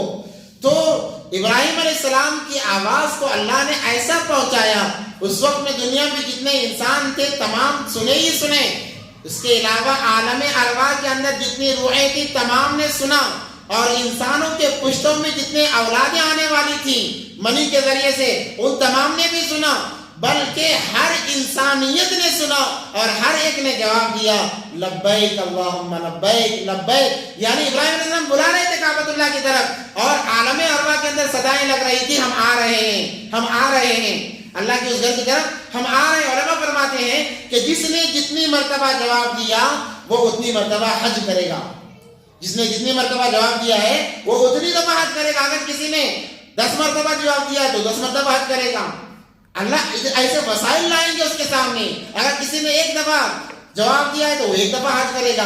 तो अल्लाह ने उनकी आवाज को, क्योंकि अल्लाह के लिए था और इखलास उसके अंदर भरपूर था, उनकी आवाज को अल्लाह तबारक व तआला ने दुनिया तो दुनिया, 7 आसमानों से ऊपर आलम अरवाह में भी पहुंचा दिया। और जो इंसान मौजूद थे उनके पीठ में जो नुत्फे की शक्ल में, मनी की शक्ल में इंसानियत यानी जुर्रियत पनप रही थी, उन जुर्रियत ने भी जवाब दिया कि हम आ रहे हैं। तो ये अल्लाह का एक निजाम है, अल्लाह का निजाम बहुत अजीब होता है। रब्बना वजअलना, इब्राहिम अलैहिस्सलाम दुआ फरमाए, ऐ हमारे परवरदिगार, वजअलना मुस्लिमैन लका, हमें मुसलमान, हम इसीलिए कहते हैं हम मुसलमान हैं क्योंकि हज़रत इब्राहिम अलैहिस्सलाम मुसलमान थे। उन्होंने कहा मुसलमान से क्या, मुती व फरमा बरदार को मुसलमान कहते हैं। उन्होंने दुआ की हमें फरमा बरदार बना, मुती व फरमा बरदार बना अपना, व मिन ज़ुर्रियतिना, और मेरे औलाद में से उम्मतन मुस्लिमतन लक, एक ऐसी जमात बना जो मुसलमान हो, मेरे औलाद में से एक ऐसी जमात बना जो आपकी मुती और फरमा बरदार बने। वहरिना, इसलिए कहते हैं हर बड़े को अपने छोटे के लिए दुआ करनी चाहिए, वो है कि हर बाप को अपनी औलाद के लिए दुआ करनी चाहिए। माँ बाप की दुआ में बड़ी तासीर होती है, जब औलाद के लिए होती है अल्लाह कबूल फरमा लेते हैं। तो इब्राहिम अलैहिस्सलाम ने दुआ की अपनी ज़ुर्रियत के लिए, हालांकि कोई मौजूद नहीं था, उनके बाद में जितनी ज़ुर्रियत आने वाली थी उन्होंने दुआ की वहारिना, और हमें दिखा, बता, मनासिकना, हज के अहकाम बता हमें, हज के अरकान सिखा हमें, वतुब अलैना, और हमारी तौबा कबूल फरमा। इसीलिए कहते हैं, मैंने कहा शुरू में, हर अच्छे काम के बाद में इंसान को खौफ करते हुए इस्तिग़फ़ार करना चाहिए। देखो इब्राहिम अलैहिस्सलाम ने वतुब अलैना, हमारी तौबा कबूल फरमा। अब तौबा की बात यहाँ पर क्यों आ गई? इब्राहिम अलैहिस्सलाम ने गुनाह थोड़ी किया है, گھر بنایا ہے، اعلان کیا ہے، دعوت دی ہے، مگر پھر بھی عاجزی کے ساتھ میں کہہ رہے ہیں کہ اس کام کو قبول فرما اور ہماری توبہ قبول فرماؤ۔ وتب علینا انک انت التواب الرحیم، یقیناً آپ توبہ کو قبول کرنے والے ہیں، آپ تو رحم و کرم کرنے والے ہیں۔ ربنا، اے ہمارے پروردگار، وابعث فیہم رسولا، اور انہی ذریت میں سے، میری اولاد میں سے ایک رسول بھیج، رسولا منہم، انہی میں سے ایک رسول بھیج، کس لیے؟ یتلو علیہم، جو یتلو علیہم آیاتک، جو تیری آیتوں کو پڑھے، ویعلمہم الکتاب، اور تیری کتاب کو سکھائے سمجھائے، والحکمہ، حکمت کو بیان کرے، ویزکیہم، اور لوگوں کے دلوں کو پاک و صاف کرے، غیر اللہ کی عبادت کے ذریعے سے، غیر کی چیزوں سے پاک کرے، انک انت العزیز الحکیم، یقیناً آپ زبردست حکمت والے ہیں۔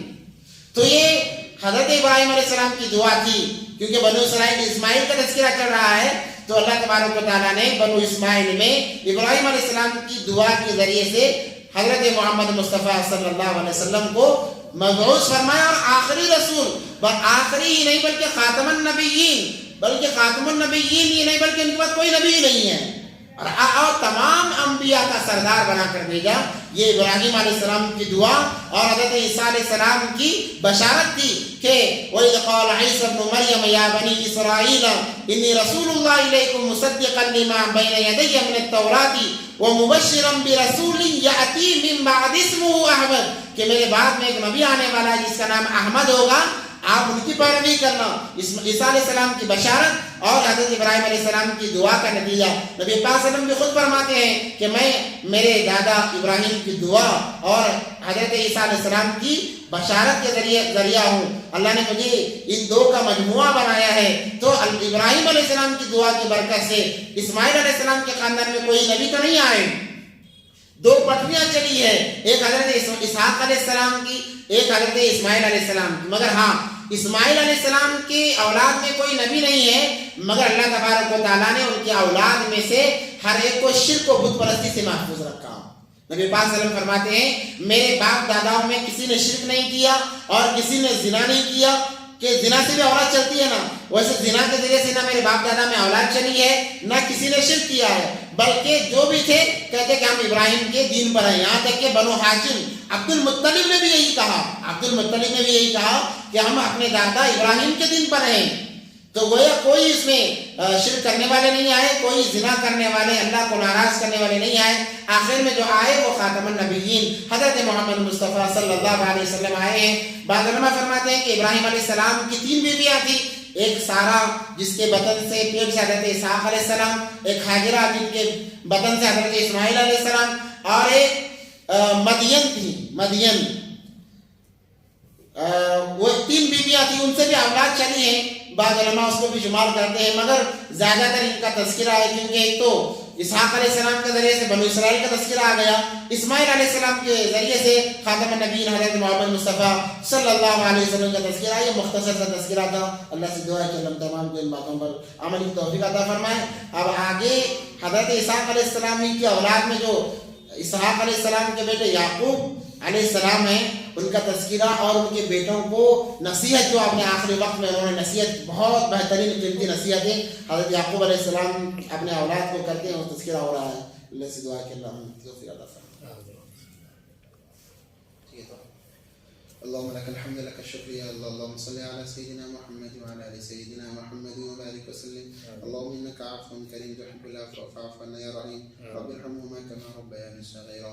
اللهم انك عفو كريم تحب العفو فاعف عنا يا رحيم. اے اللہ بہت دیر سے مجمع بیٹھا ہوا ہے، اس کے بیٹھنے کو قبول فرما، ہمارے بیٹھنے کو قبول فرما، ہمارے کہنے کو سننے کو قبول فرما۔ اللہ تیرے قرآن کی یا اللہ ہلکی پھلکی تشریح کی گئی ہے، جو لغزشیں خطائیں غلطیاں ہوئی اسے معاف فرما۔ اے اللہ اس کا ہم حق تو ادا نہیں کر سکتے، اللہ نے اپنی جانب سے کوشش کی ہے کہ اللہ اس کو سمجھنے اور سمجھانے کی، اللہ ہماری کوششوں کو قبول فرما، ہمارے لیے ہدایت کا ذریعہ بنا، ہمارے لیے کامیابی کا ذریعہ بنا۔ کہ اللہ تمام کی دلی مرادوں کو، جائز مرادوں کو اپنے خزانے غیب سے پورا فرما۔ کہ اللہ جو مانگا عطا فرما، جو مانگنے سے رہے گا اس کو بھی عطا فرما۔ دعا کو حضرت اللہ کرم سے اپنے حبیب سرور پاک حضرت محمد مصطفیٰ صلی اللہ علیہ وسلم قبول فرما۔ آمین یا رب العالمین برحمتک یا ارحم الراحمین والحمد للہ۔